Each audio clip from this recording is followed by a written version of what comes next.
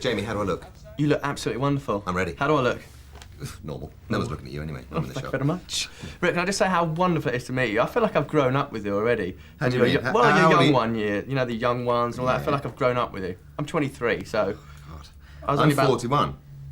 So you were born in... I can't do the maths, you'll have to tell me. 76. You have been alive for a shorter time than I have known Aid. That makes me feel... Old.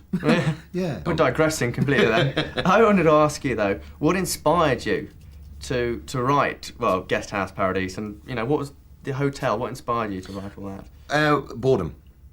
We were stuck on tour. We liked being on tour when we were doing, see, I've lost the name of that. Come on, Rich.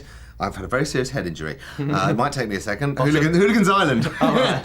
Hooligans Island was a bottom, a live version, and we were, because we were very popular, and we were in town for a week. Well, I saw it. So during the day, we were in the hotel. We had an idea. We said, let's order as many drinks as we can. We won't drink them. Honestly, we won't drink them. We'll just see if we can fill this room. See how many drinks we can get in this room before the management complain. And so we were going to do that. That was the plan, to have fun. I don't know what sort of fun that would turn into. But soon after we thought of that, we thought it'd be funny if Eddie brought them in, wouldn't it? If Eddie came in, he could be the bellboy. That'd be funny. He'd come in with 60 pints of lager. Yeah, that'd be good. And he could have drunk them all already. Here, gentlemen, 60 pints of lager. I've drunk them all for you, so don't worry about it. Yeah, that'd be funny. Richie could tell him off. Richie could be the manager. And off we went, so thinking about this. Yeah, that could be a really crap hotel. That's a good idea. What can I do for you? Right, well, we were wondering if you had any rooms. Yes, we'd like 2 rooms adjoining. Yes, with a sea view, please. Gosh, you're quite forthright, aren't you? In your demands.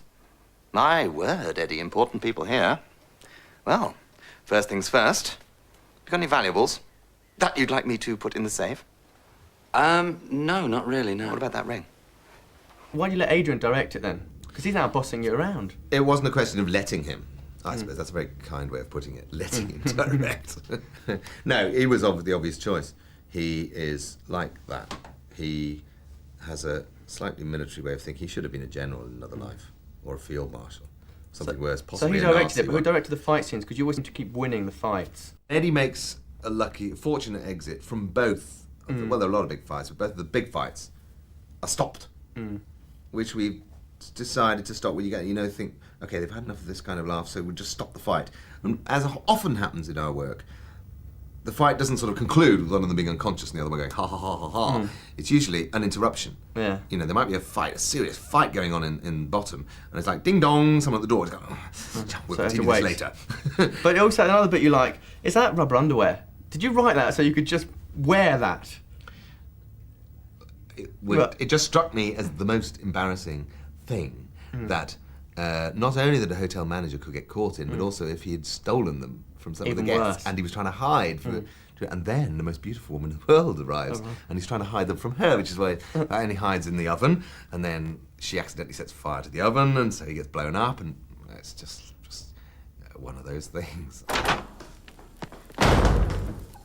I was just cleaning the oven in my Ralph Lauren rubber running shorts, and oh, never mind about all that now. I can't believe it. Gina Carbonara, stay here.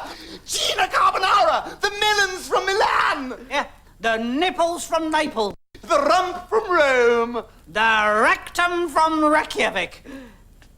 Hang on, that's not quite right, is it?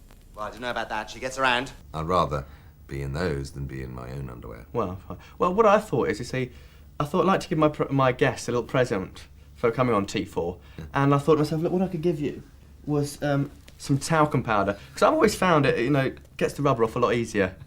So there we are. Rik Mayall, thank you very much for coming to T4. Well, in my career, James, as an international acclaimed and very, very handsome celebrity, I've never been given anything as wonderful as wonderful as this. I was going to say like this. All right. But I've never been given anything like this, and I shall take it home, and I shall never use anything else. Thank you very much, Rik. Thank you very much. Get famous. Get famous. Look what I got.